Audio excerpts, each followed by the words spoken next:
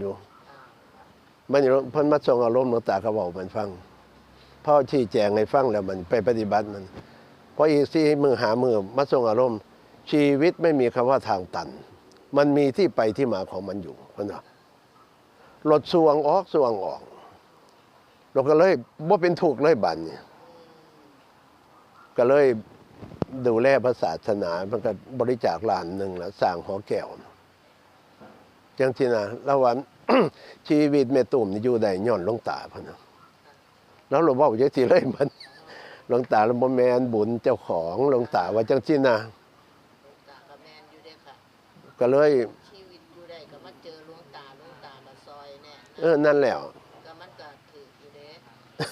นำเพิ่นเว้าอยู่อัน จะว่าเพิ่นก็เลยบัดนี้จังได้ไปปฏิบัติธรรมทุกปีบัดนี้ปีละ10 มื้อ10 มื้อ10 มื้อจังจิตใจจัง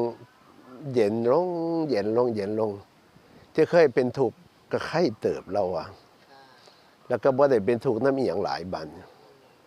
จะว่าเราภาวนามาเรื่อยๆจังซี่นะสนอเราไปภาวนา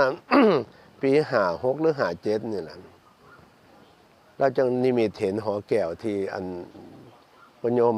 บัณฑิตเพิ่นไปอันเรื่อยๆที่หลวงตารับแขกอยู่หั่นพอเห็นนิมิตแล้วเราบอกให้ฟังหลวงตาเลยชี้แจงให้ฟังแล้วเพิ่นเลยบริจาคเป็นต้นก่อนจังซี่นะอันนี้เว้าความเป็นมาของแม่ตุ่มเกือบตายบ่แม่นธรรมดาชีวิตจังซี่นะซั่นดอก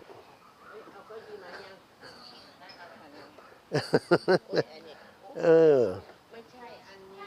อันที่ว่าแม่เคยนั่งที่ว่ามี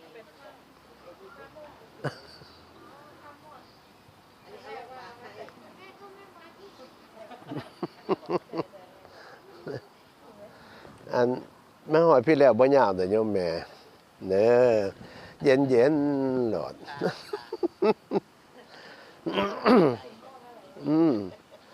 อัน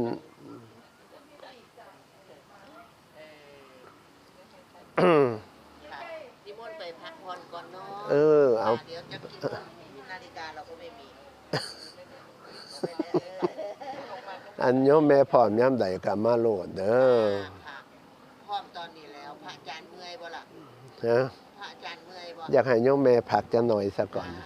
เด้อจังค่อยคุยกันบ่ยากน่ะโยมแม่จังหาโมงเนาะถ้ามาพุทธเจ้านาฬิกา34 นาที3 โมงกว่าเนาะ5 โมงจะไปประมาณนั่นแหละโยมแม่เด้อรู้ทุกมาใหม่บ่กลับบ้านก่อนกลับบ้านไปดูสามีก่อนชวนสามีคันว่าเพิ่นความทุกข์นี่ถ้ามาพุทธเจ้าแสดงไว้ทุกแง่ทุกมุมโยมแม่ทุกเรื่องอะไรแก้ได้หมดเข้าถึงธรรมแล้วอันนี้เย็นสงบอย่างเดียวบ่ได้เป็นทุกข์นำอีหยังจังซี่นะว่าเพิ่นธรรมะสูงสุดอีหลีเจ้าหลวงตาบอกประจำว่าถ้าพูดถึงเรื่องความสูงส่งไม่มีสิ่งใดจะสูงส่งยิ่งกว่าธรรมถ้าพูดถึงความบริสุทธิ์ไม่มีสิ่งใดจะบริสุทธิ์ยิ่งกว่าธรรมจังซี่นะเด้อเอาพักสักก่อนจักหน่อยโยมแม่เด้อ